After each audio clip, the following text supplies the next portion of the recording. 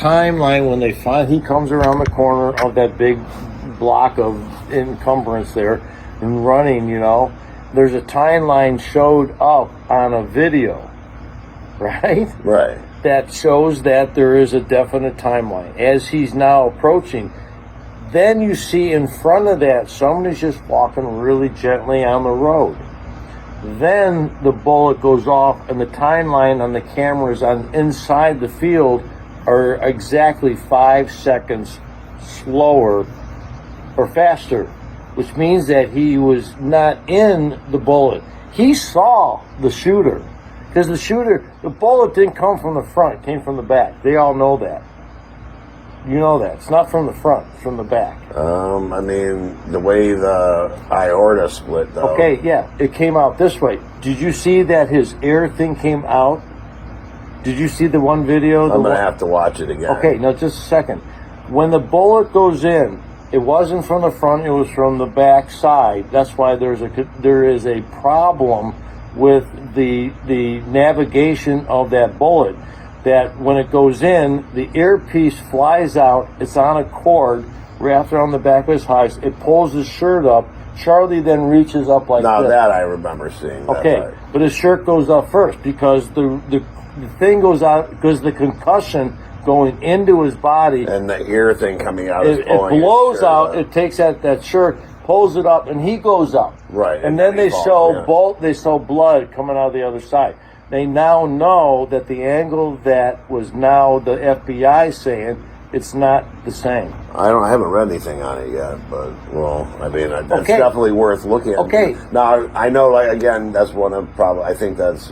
I don't want to say her name because I don't. Yeah, but see, what I'm getting at is that if you look at the time frame, you know who we were talking about earlier. Yeah, that's one of her theories. Yeah. So the timeline that you show that of him on that camera, because they're all GPS timeline, right? Right. It's viewing him running across that roof. At that point, the gun has not gone off yet, the bullet. There's no movement in the crowd from the videos on the same GPS timeline. How is that he has 5 seconds already running, and yet the bullet hasn't gone off? I mean, I find it kind of strange that there were people in the audience who were cheering and not afraid of, because obviously a bullet that will make whether it came from behind or from the front, obviously we're still going to that, but I'm sure that's being investigated too. I'm sure. But anyway. Did you see where they took the camera from behind? I'm just saying. I don't. Yeah. That was. Does that bother me? Did you? That bothers me. She explained that, though. Apparently, they were taking the cameras down for law enforcement. Okay, then why was the following day? He took the SIM card out of it. Okay, then why the following day they start disassembling the whole courtyard and looking for the bullet that they never found?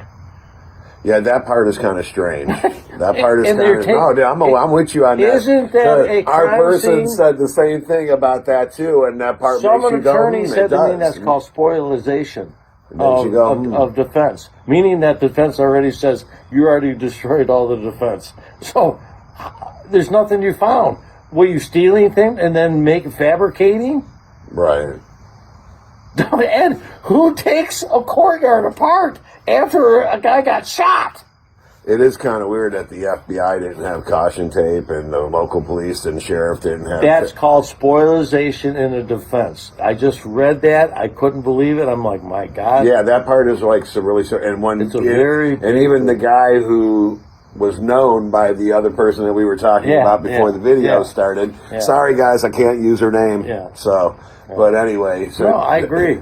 So I think, personally, he was on the roof. He was already targeted, meaning that he was he was involved, but he wasn't going to be the shooter. When he actually saw the actual shooter on the roof taking the shot, he says, "Oh my God, get out of here. I'm leaving." Okay, so, and then, of course, at 6:38, they see him at the Dairy Queen. He's on the video. He's wearing the red shirt with the... That's not a fake. No. We all know that's real. Yeah. And now, here's the thing. Now, I heard an interesting take. I don't know if you've ever listened to Jumpsuit Pablo. Have you ever listened to him? He's the jail. He was in prison for long, and he has his own show. No. Well, he actually had a good take on the Dairy Queen thing. Okay. He's like... he talked about when he was 20 years old, he committed some pretty heinous crimes. Not that heinous, that's but heinous unusual. enough for him to be like, I can't go home. Yeah. He's like, so where did I go? He's like, to the only places you feel like you're going to just melt and fit in and be unnoticed. He's like, he swears he's convinced that, yes, it's definitely... That kid's definitely the shooter. He thinks, or the kid's definitely in on it and did something. Oh, definitely. Either way, he did something really, really bad. Oh yeah, no, there's no I question really about believe his transgender partner pulled the trigger. Oh, I think the transgender is far more. And he put the gun in the woods and blamed it on his boyfriend who's taking the fall for him. And he's not going to take the fall because they're going to prove that. How is he running across that roof and the gun hasn't gone off? So let me ask you this then, Dave. Which is weird. And you can. I'm not going to interrupt you. This is your answer here. How do you think this all plays out with that? With the whole trans lover, the whole, to Patsy. You're right. It's so similar to the JFK. Is even he and Lee Harvey Oswald look so much alike? Did you notice that? Well, I did see the one guy in he was in the staircase, and I looked at him. And he had the shirt on, the hat, same sideburns. The eyes were the same. The nose had a very similar straight, but the jawline was very stern, meaning that he was athletic, and he looked wasn't American. And the kid that they have sitting in that jail cell is a little bit more rounded. It looks a little more like Lee Harvey and a lot less like Muhammad Ali for sure. So I really think there's something. So how does this pan out? Where do we go from here? I think the defense is going to win. Really? Yeah. What do you mean? This kid's going to walk. He's going to serve time, but he's going to walk. They will not be able to pin the actual shot, because they're going to see him running across the roof and the shot hasn't gone off yet by the other camera time. There's a hole right there. Yeah, there has to be more accountability than that. Well, Ed, if he's running across the roof and they see the clock on the camera showing 7:58, right? Yeah. And yet the shot hasn't gone off yet. And he's running away from the shot that he saw the killer. He isn't the killer. He says, oh, my God, they're actually going to kill this guy.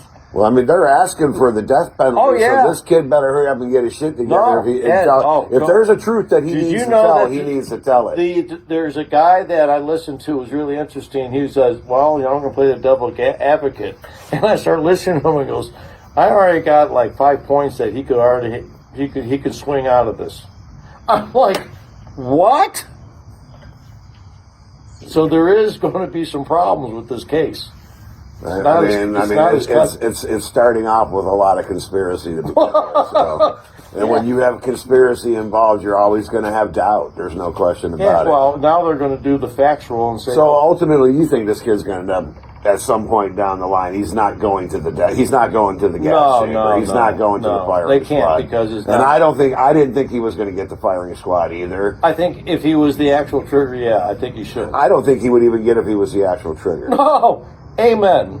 And the reason I said, because Utah law is like really strange on that death penalty thing. Like, you actually have to, you have to prove that he's a danger to society.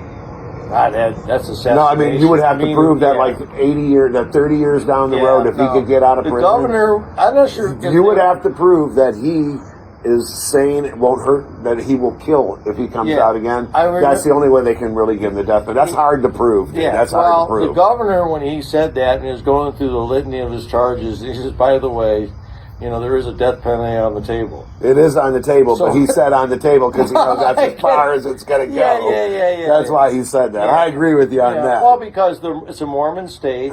They're very gun-oriented. They know the love of the gun. Yeah. They know the gun can do so much damage. So therefore, they would I would, if I was a Mormon, I would say he's got to go. You think so? You think they should do the death penalty? If he's a legit shooter, but I don't think he is. But if he turns out to be the legitimate shooter, then you think he should get it. Again, I think he should get it, but I think because of that tiny little loophole in the law where you got to prove that he's a danger to society even after 50 years in prison, like with Charlie Manson, they had in California, they actually had to prove that when they gave him the death penalty originally. I know one thing. I'm his father, and his father thinks so I think maybe he should. because his father understood that the death penalty was on the table. Yeah. I mean, the kid was going to commit suicide originally too. That's his best way. According to the father. Yeah. So therefore, you're going to say that. I'm saving you from. So one quick shift. I'm going to take you back to Putin for a minute. All right. One quick shift back to Putin. My boy. Your boy Putin. Okay. So seriously, because right now, Keir Starmer, Keir Starmer, Macron, and who's the lady from Italy again? Mangione. That doesn't matter. It doesn't matter. The lady from the Prime Minister. She was just indoctrinated her into So anyway, they're like the three of them want to make Ukraine part of NATO. And you also know that they also this is what I wanted to tell you. Keir Starmer today actually said that, I don't know if it was released yesterday or today, but I heard the statement today. He basically said that he is recognizing, along with France, Italy, and I think he mentioned Greece and a couple other countries, that he was now going to recognize Israel and Palestine as two separate states. What do you think of that?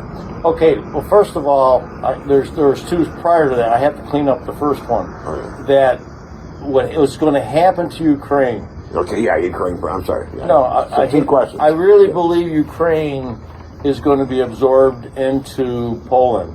Because there's so many Ukrainians already in there, which is not a big deal. Putin. Now, you're talking about Ukrainian citizens, or are you talking about the western part of Ukraine? Well, it's anything of the Dnieper River, and through that area, up from Odessa and up. Okay, it's almost like an annex, then.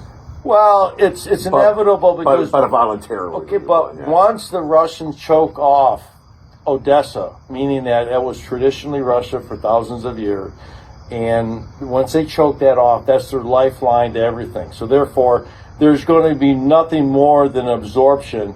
And Zelensky's going to go. He's got a villa, in Italy. He's got a thing in Naples. They're all over. Yeah, he's probably going to leave Ukraine when it's all Other than he may get the. They might still be able to do that to him regardless, no matter where he goes. They can bring him here. In that, Ukraine will be absorbed probably into Poland. Okay. Is now talk of that. Is a problem. Now, Putin's not in favor of that because now, that would make them NATO. It makes them NATO, which is now closer to Moscow, which is 300 miles on the border, which gives Moscow no chance to defend Moscow. That's why there has to be a treaty of a distance of minimum 500, because they can track any missile, anything coming in at 400 to defend themselves. So therefore, it's a strategic thing for themselves that they need to have these short-range ballistic missile treaties in place. Bush got out of it in 2002. Trump played with it in 2018. So there's something going on that we don't know. I don't know myself. I'm just a peon. That's a kind of a reasonable. I can see that happening. I can see them absorbing into Poland because of the NATO reason, and then all the Russian-speaking people of the eastern Ukraine. Which is. Honestly, that would sound like a civil division. Yeah. More than a civil war. Yeah, and they really didn't want it from the very beginning. They really wanted Ukraine to be neutral. All they wanted was the people on the eastern part of the Dnieper River, the Donbass, the Crimea, the Kherson, and Luhansk. They're all Russian-speaking by nature, meaning that generational, because it really hasn't. And through the Minsk agreement of 2009 and 15, we're guaranteeing them peace to live in Ukraine, so Ukraine could live under Ukrainian dominance. But apparently, Zelensky told. Boris Yeltsin and Putin came in 2022 and said, "We'll give you everything you want, and so you can kill 1.9 million of your men." So this is where we're at. Fair enough. It's too bad. That is too bad. Okay, Keir Starmer. One more, the last question, and that's a quick one. You can do this one, right? Okay. Keir Starmer today joined other European leaders in the commitment to a two-state situation or two-state resolution for okay. Israel and Gaza. And I agree with it. This has been one of the most potent. I've been in favor of a two-state for a long time. I think you know that. Yeah, Robin, this has been one of the most potent. I still don't like here though. When the United Nations, and I think it was 47, 46, was to bring the countries together to be able to determine the futures of the world. That in that we would grant certain criterias to allow a nation state to become a nation. Now, when Israel became a nation in 1948, we cheered it because it was very nice for that country to have their own people. Right. That's nice to have your own people. Right, yeah. And same culture, same religion, same... And they came all over the world through this thing called, I forgot that word, it's a very Pandora or something, I can't, it doesn't matter. Anyways, but the Palestinians... Well, before this airs, I'll look it up and make sure. Yeah, but the Palestinians, obviously they live a coastal people, and they would like to have their own identity, and of course the Israelis at that time were growing in power. And so in growing in power, you're going to push people away from your existence. Or your agenda. Yeah, and that's just part of, America did a very nice job to certain cultures, but we won't talk about that. Like the American Indians, I just think, we did some damage. We did. There were some harsh things that happened. So very harsh things. And so in that, these people decided to live in this coastal region. They're pretty much fishermen and whatnot. And the only two nations in the United Nations always vetoed the two-nation state was Israel and the United States. There has to be some type of amendment placed in there where you have nothing but the majority and the hell with you two people. Because they should be a two-party state. They should have their own identity. So a two-state solution, Yeah. Do you think it would end the war between Hamas and Israel? No. So that hatred is going to stay no matter what. Yeah. I guess that's another bridge for another day. I'm going to tell you, the last note, I really love the Old Testament, and it's given a lot of history to myself, especially when I learn about the blessing of Abraham, and the first blessing became through Ishmael, which came out of Hagar, and then obviously the second out of Sarah was the son Jacob. So the true blessing could be Ishmael, which is the Arab people. So there has always been this fight between the two people, and it says in Scripture that there will be a curse between one brother to the other. So I don't know how it's ever going to be solved. I really don't know, other than, guys, we're close and getting really close. That's some great stuff, Dave. Thank you, brother. Thank you. I love it, man. That was great, dude. No, seriously.